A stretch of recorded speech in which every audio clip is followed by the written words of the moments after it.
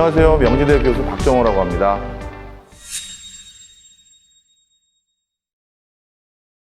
저희가 보기에는 전통적인 산업의 변화 그리고 사회 제도적인 전반적인 변화가 요구되는 시점이었는데, 이런 것들을 젊은 학자로서 먼저 변화를 누군가에게 설명해 줘야겠다라는 의무감 아닌 의무감이 있었습니다.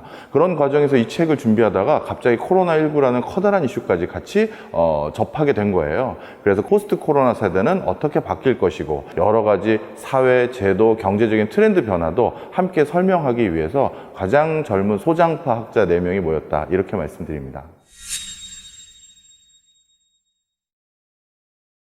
예, 제가 다루었던 파트는 창업에 대해서 먼저 준비를 했었습니다. 점점 고용 없는 성장, 일자리가 줄어들고 있는 과정에서 저는 우리 모두 잠재적인 예비 창업자다, 이런 생각을 평소부터 갖고 있었었는데요.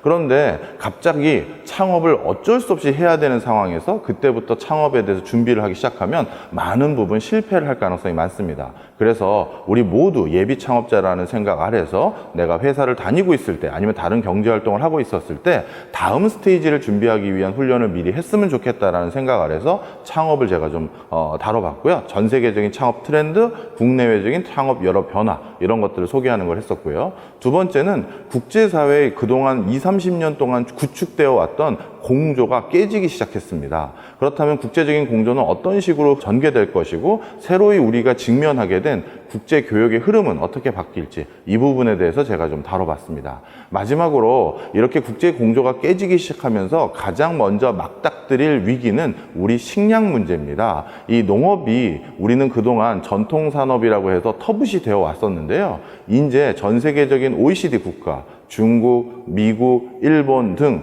주요 국가들이 식량 안보 문제를 들고 이것들을 이슈화해 가고 있는 여러 가지 상황들이 목격됐습니다. 그래서 앞으로 전개될 식량 안보 문제, 주로 이런 것들을 제가 다뤘다, 이렇게 말씀드립니다. 저는 코로나 이슈가 처음 터졌을 때부터 제 소견, 제 지론은 한결같이 이거는 결코 단기간에 해결될 수 있는 사안은 아니다라는 게 제 개인적인 입장이었습니다. 그래서 이거는 2년 이상 지속될 것이라고 보여지고요. 그런 과정에서 중장기적인 대비까지도 이제 해야 될 그런 상황에 놓여졌다, 저는 이렇게 생각이 들고요. 그 과정에서 다행히도 국제사회의 다른 여타 국가들보다 우리 한국이 코로나19에 대해서 가장 슬기롭게 해결해 가고 있는 모습을 보이고 있습니다. 그래서 이런 과정에서 조금이라도 힘이 낼 수 있는 힌트들을 이번 강연을 통해서 많이 제안해 드려보고자 합니다.